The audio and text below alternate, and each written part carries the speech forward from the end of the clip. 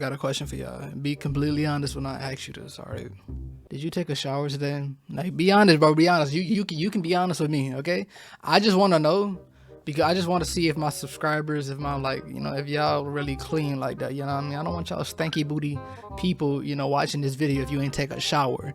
Now, you pause this video, go take a shower, bro. Go wipe your booty, bro. Go do that, please. Thank you. Stupid Anime Tropes by Tommy NFG. That's my nigga Tommy No Martin, bro. If y'all know what that is, bro, leave a like, bro. I know I don't talk about anime on this channel a lot. I've made like one video on it, but I think now is as good as a time I'll ever be able to do one. The fall anime lineup for 2022 has me creaming in my chair. We got Chainsaw Man's debut, Spy X Family.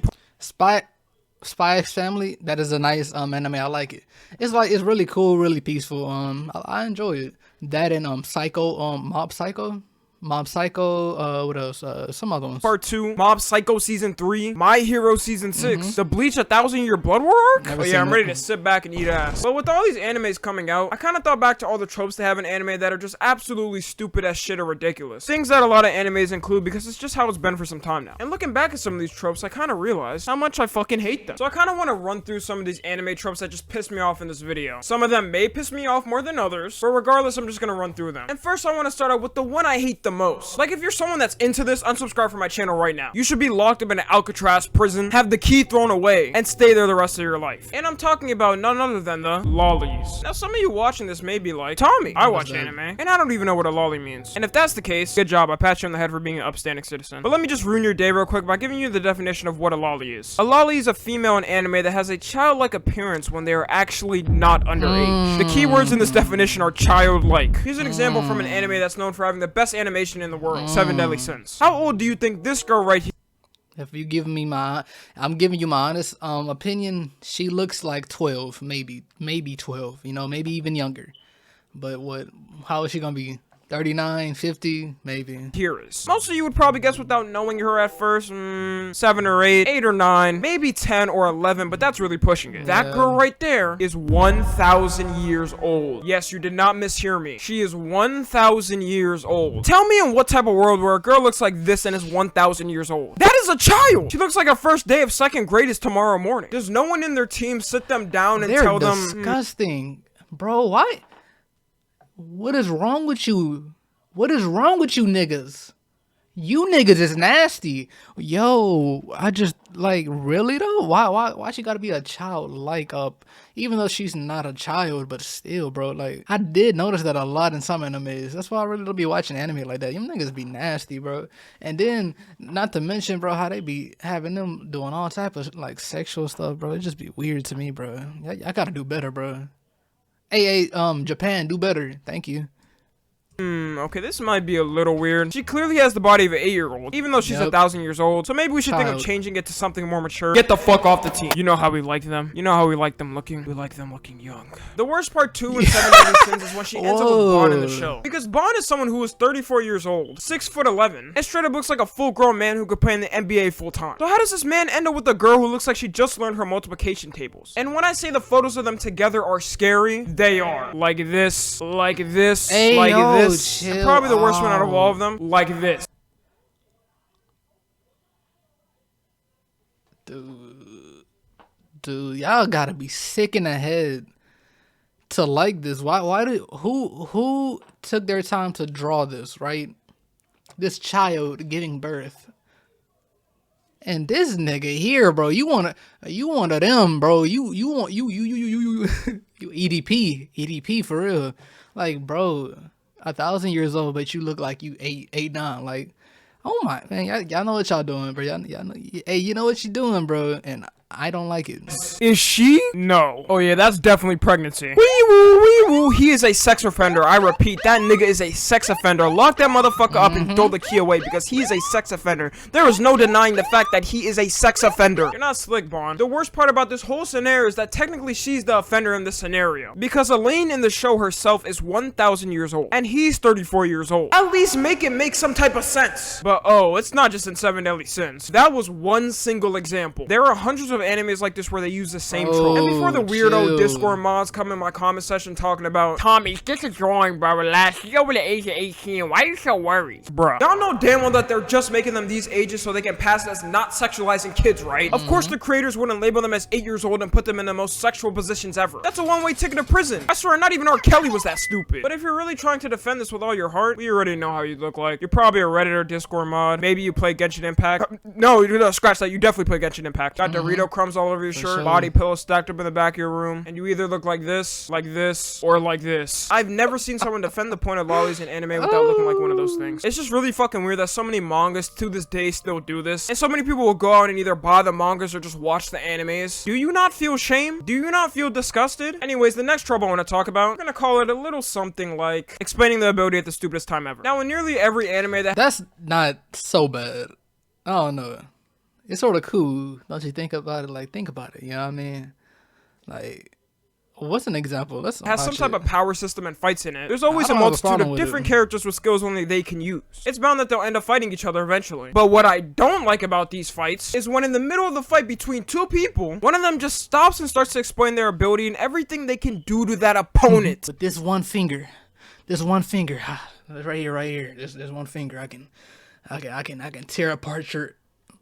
Like, bro. Straight up giving them a Khan Academy lesson on their ability and what they can do. Like, I get that you need to explain the power and the ability to the audience so they understand how it works, but that is not the best way to do it. Sometimes they'll straight up tell the opponent everything they're about to do to them and what they're gonna do to them, and the opponent will still lose. Like, bruh, how dumb are you? Can you imagine if the same scenario happened in real life? Like, imagine two countries are at a war, and one of the countries just explains, like, where they're going to bomb and attack the enemy at this certain type of place, and the enemy still loses. I'm not gonna lie to you, that'd be a different level of disrespect. Anyways, the next trope I want to move on to is from romance animes. In general, I just really fucking hate romance animes. I genuinely can't stand them. And that's because 99% of the time, it's always the same thing. Some shy kid who has no friends sits in the corner of the classroom away from everyone.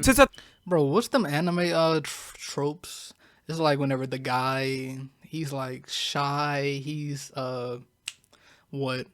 he just, oh, don't touch me, oh, what are you doing? And like the girls be just extra horny for no reason, bro. And then the guy just like, oh no, I don't know.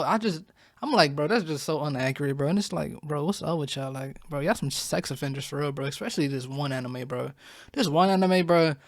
Man, they was doing way too much, bro. I'm not even gonna say that name, bro. At the lunch table alone every day, then ends up meeting the super hot girl who then falls for him. Like, bro, I did the same thing in school and I didn't get any bitches. What's the difference between me and him? And to this day, there are a bunch of animes that still use the same trope. And I already know what people are gonna say. But Tommy, that's not every romance anime. You just gotta find another one to watch. Well, obviously, it's not actually every romance anime, but it's always the ones that are trending and the most popular all of the time. Then there's also the thing in these animes where the characters themselves end up in the most crazy sexual positions ever in the show. I'm talking 69er, reverse fangirl, can girl, anything you can really think of. And then they'll just talk like friends the next episode like nothing happened. These romance main characters in these animes are better than me is all I'm saying. You wouldn't want a nigga like me in the positions they were at. Then to top it all off, the people who make romance animes extend the stories extra long for no reason. How long does it really take to ask a girl? Hey, bro, I'm not, hey, bro, a nigga like me, bro. Hey, bro, nigga like me, bro, hey, could not be in that position, bro. Out on a date. If you ask a person who's making a romance anime, he'll tell you about 3 to 5 years of the story. One example of a romance anime like this is something called Rent a Girlfriend. So many people have complained about how much the creator has extended the story itself. The whole point of Rent a Girlfriend is that this complete loser, who's so down bad, downloads an app to find girlfriends. He has this girl that he really likes, and the girl also likes him back, but they never get with each other as usual in every romance anime. And to top it all off in this, he has like 5 other options to date, and he never gets a single one of them. Like, how do you fumble this badly, my nigga? You have 5 fucking options, bro. Just pick one and move on. And even one of my friends who started reading this told me he thought it was about to end 5 times when it actually didn't. Like, they'll bait the hell out of them about to get together, and then something comes up that completely stops them from not getting together randomly. The manga itself right now is on its 254th chapter, which is pretty much the equivalent of One Piece for romance animes. And I think we all know why it's going so long. These creators like to milk the hell out of it for every single penny they can get before it ends. If we're being honest, damn near half of these romance stories could have ended 5 times faster than they do. But hey, I can't really blame the creators for chasing a bag. I would do the same thing, to be honest. You're telling me all I gotta do is make it seem like they're about to get together every once in a while, and right before they do, add something stupid to stop them and extend the story? That's free money at that point. And the thing is, people are really hooked on these stories, even though they know it's never going to end. I wouldn't be surprised if Rent a Girlfriend is still going when I'm like 60 years old. Anyways, moving on to the next trope, it's something I think a lot of my audience can relate to. The fatherless main character. It feels like in every anime, especially in the older shonen ones, the main character is either born without a father figure in their life, or their father's just not in their life in general, which I never really understood, to be honest. Like, what's up with every anime dad and just not being in their son's life? It's not like the animes are based off Detroit or Chicago. Then I would understand the characters having no father. But it's just the case in nearly every random anime for some reason. And at the rare circumstances that the dad is actually in the character's life for once, they turn out to be the most deadbeat people in the fucking world.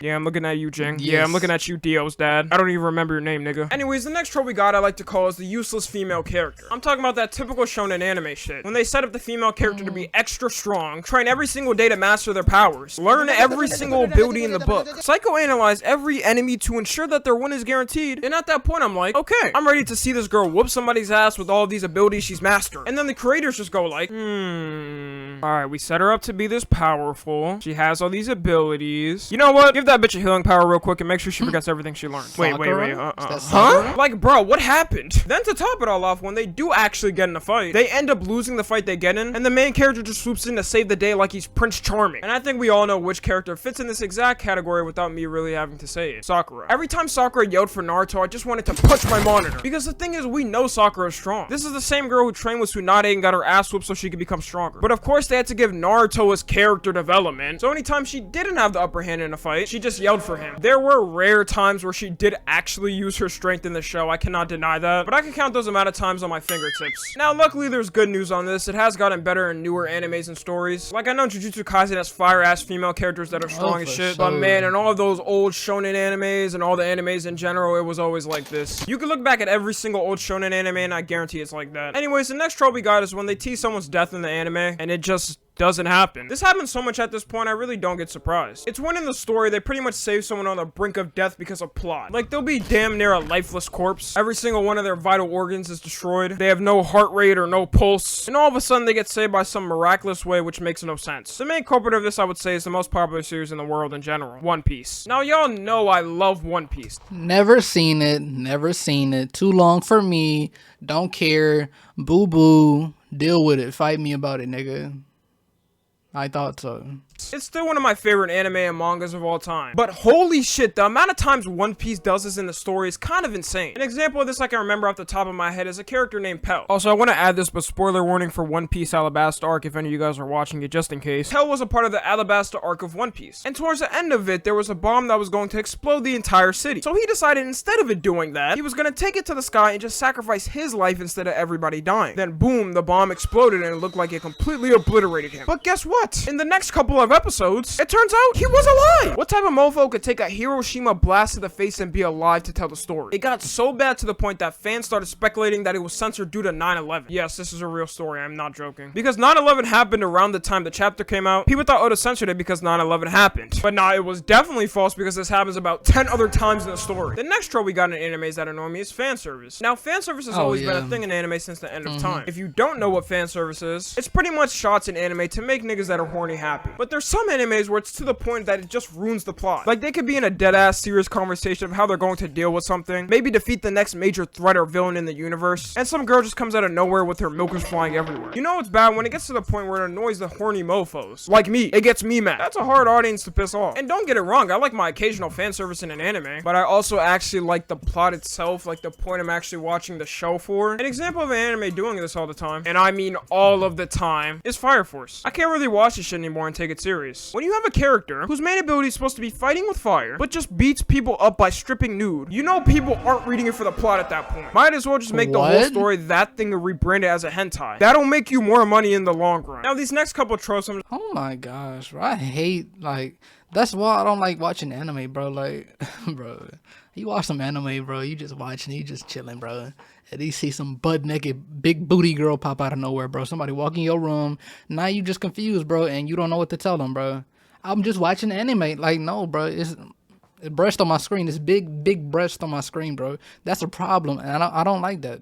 I don't like. That's why I watch my anime I usually watch. It doesn't have fan service. It don't have that. I don't definitely don't have that in Spy X Family. If they have that, bro, they getting packed up, bro. Nick, bro, on TikTok, bro,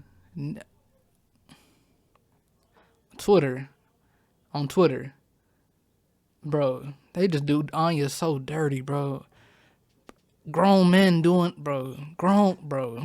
I'm just gonna run through real quick. Grown And this next men. trope, I'm just gonna call it the clothing trope. AKA when the characters wear the same clothes for the entire show. It's rare in some animes that they even have a single outfit change for some people. Let's see some examples real quick. This is Naruto in episode 1, and this is Naruto in episode 222. This is Tanjiro in episode 1, and this is Tanjiro in episode 26. This is Asta in episode 1, and this is Asta in episode 153. I know damn well them clothes are musty as hell. Like Naruto, if you don't take off that goddamn sweatsuit, no wonder any kids didn't want to hang out with him. He probably smelled like ass. I wouldn't either. The next trope we got is the power of friendship. Every single time in a shonen anime where someone is about to lose a fight, they instantly have a flashback of all their friends, gain 10 times more strength than normal. The villain somehow loosens up, and they manage to beat that person. Now, without saying names, I think we know which anime takes the cake on this one. The next trope we got is when the female character just punches the main male character for no reason. I honestly don't know why this pisses me off. Maybe it just gets me mad because usually the main character can beat the living pulp out of them if they want, or maybe, just maybe, it awakens the inner Chris Brown in me. Either way, I don't know, but it's just gotta be a double standard. And the last trope I'm gonna end it on is the unused side character. It's when there's a side character that has so much potential, sometimes it's damn near better than what the main character's power is. Like, I really be watching them use their abilities and I'm like, damn, yeah, there's no way this nigga's competing with this. But then they end up just getting thrown to the side and are never used again. I'm just here like, they really could have solved the problem way easier if they used this person's ability. But nope, they gotta give the main character his time to shine. So yeah, that's the conclusion of tropes I just find really annoying in anime. There are probably way more, but this is just a little couple I could think off the top of my head. Maybe I can make a part 2 in the future, but I don't know. Anyways, you already know what to do. Follow my Instagram, Twitter, and TikTok if you're not already. As always, I love you guys consensually, and until next time, I'm out. But yeah, bro, yeah, these tropes is definitely very weird. On a side note, for those who still watching, I do appreciate it, and I thank you for staying here. Even if you are staying here, that must mean you are subscribed. That must mean you subscribe, bro. Because most of these niggas watching this video is not even subscribed, bro. You notice that, like, bro? Let me, like, man to man, bro, man to woman, bro. Let me speak to you real quick, bro. Look, me and you right there, you special. Hey, you special. You know why? Because one, you subscribe, bro. One, you here, listening to this very secretive message that only my subscribers can hear. You know, hey, I'm just letting you know this, bro. Just letting you know this right now, all right? Let me get real close up for you, bro. Let me get real close up for you. Hey, letting you know right now, hey. Thank you. I do appreciate it, man. Hey, check under your bed, bro. I got a present for you.